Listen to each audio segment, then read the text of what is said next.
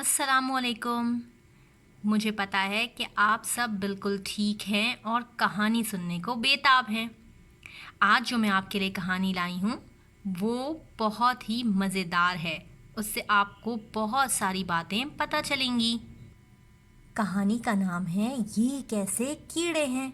इस कहानी को लिखा है रोमाना हुसैन ने और तस्वीरें बनाई हैं फातिमा जमील ने। आइए कहानी सुनते हैं। अली, गुल, हुमा और दूसरे दोस्तों ने पिट्ठू खेलने की ठानी। मैदान में पहुंचकर जैसे ही उन्होंने पत्थर उठाए तो कुछ कीड़े जो घास में सो रहे थे जाग गए और बच्चों की तरफ लपके। बच्चे घबरा कर भागे। ताहिर चीखा, कीड़े कीड़े। किसी ने कहा, मारो मारो। कोई बोला, भागो भागो, कीड़े काट लेंगे।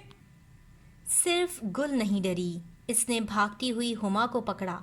भाई, मैंने माली बाबा को ये कीड़े हाथों से पकड़ते हुए देखा है। ये काटते नहीं हैं। तुम जरा अपना दुपट्टा तो देना, मैं ये कीड़े जमा करूंगी। गुल ने हुमा के दुपट्टे की एक झोली बनाई और इसमें कीड़े जमा करने लगी। घर आकर गुल ने अपनी अम्मी की मदद से इन कीड़ों को एक खाली शीशी में बंद किया। शीशे के मुंह पर अम्मी ने कागज़ चिपका दिया। इस कागज़ में छोटे छोटे सुराख थे ताकि कीड़ों को हवा पहुंचती रहे। दूसरे दिन गुल ये शीशी स्कूल ले गई और अपनी टीचर को दिखाई। वो बहुत खुश हुई। उन्होंने कहा, इन कीड़ों को टिड्डे कहते हैं।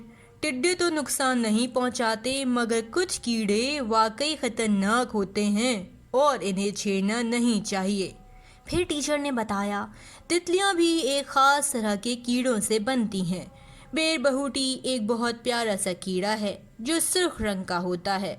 बरसात के दिनों में हरी हरी घास पर सुर्ख बेरबहुटी बेहद भली लगती है। इन बातों से गुल को बड़ा मज़ा आया।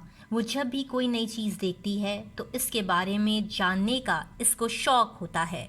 गुल देखती है, सोचती है, पूछती है और पढ़ती है।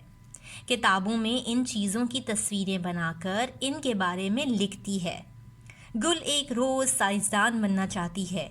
क्या आपको भी नई नई बातें जानने का शौक़ है?